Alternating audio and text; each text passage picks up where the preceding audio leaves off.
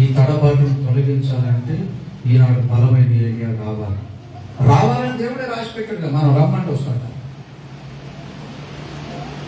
ఆలోచించు. అంటే ఎవరి బోధ వాళ్ళు చేసుకోవచ్చు.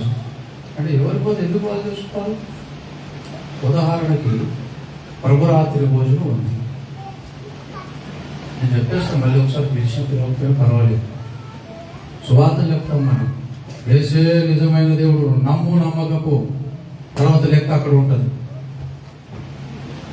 అని చెప్తామా లేదా? అలాగే నేను నేర్చుకున్న బోధ, నేను నా కళ్ళకు ప్రత్యక్షత కలిగిన ప్రత్యక్షత, నాకు అవకాశం వచ్చినప్పుడు చెప్పకపోతే దేవునికి నేను లెక్క చెప్పాను. ఉదాహరణకి ప్రభురాత్రి భోజనం ఉంది. వారం ప్రభురాత్రి భోజనం ఇచ్చే సంఘాలు ఉన్నాయి. ఉన్నాయా లేవు? నెలకోసారి ప్రభురాత్రి భోజనం ఇచ్చే సంఘాలు ఉన్నాయి. 6 నెలలకోసారి ప్రభురాత్రి భోజనం ఇచ్చే సంఘాలు ఉన్నాయి. సంవత్సరానికి ఒకసారి ప్రభురాత్రి భోజనం ఇచ్చే సంఘాలు. 3 కూడా కరెక్టేనా? ఏ వాక్య ప్రకారం మీరు ఇస్తున్నారు అంటే దాన్ని జాగ్రత్తగా తీసుకోవాలండి. అంటే వాక్యం చూపిస్తాం, కాలు మొత్తం దండం పెడతాం, మీ కాలు పట్టుకుంటాం.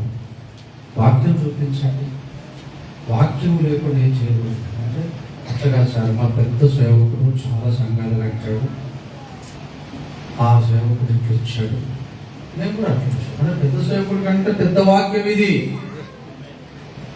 దేవుని వాక్యం ఎంత పెద్దదంటే గొప్పలు చేసి, మన వాక్యమును డౌన్ చేసి సేవకులను గొప్పలు చేసి. మీ చేతిలో బైబిల్ ఉందా?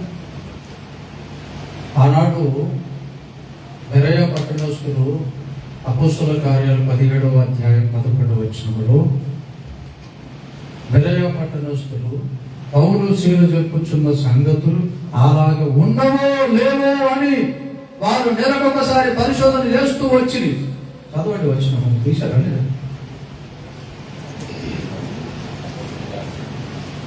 17వ అధ్యాయం 11వ వచనం.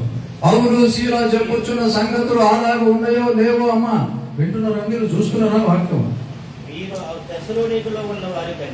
గనుడై ఉండి ఎందుకు పరిశోధన చేయండి? మరి బైబిల్ ఎందుకు మన చేతులు? బెరయ పట్టణస్తులు పౌలు సీల చెప్పిన సంగతులు అలాగే ఉన్నాయా లేవని బైబిల్లో చూస్తే పౌలు తప్పు చెప్తాడా? ఇవాళ సంఘాలన్నిటికీ మాదిరికరమైన వ్యక్తులు ఎవరిని ఎన్నుకుంటాం మనం? ఒకసారి ప్రభురాత్రి పోయించుకోవాలని చెప్తారు. మనం వాక్యం ప్రకారం ఉన్నాం అంటే వారం ఇచ్చుకోవాలి లేరన్నట్టే కదా. అప్పుడు మనం ఏం చేయాలి? ఓ తిమోతి, దుర్బోధనను ఖండించుచూ ఉంటున్నాం అన్నడం లేదు. మనం తిమోతిలో అయితే మనం ఏం చేయాలి? ఆ సంఘం ముంచుడు బాప్తిసం, ఒక చక్కెర బాప్తిసం, ఒక చక్కెర కింద బాప్తిసం. ఈ 3 కూడా కరెక్టేనా?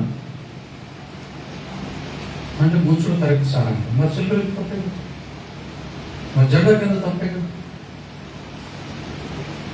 మరి ఆ రెండింటిని ఖండించే ముంచుడు ఉండాలి కదా.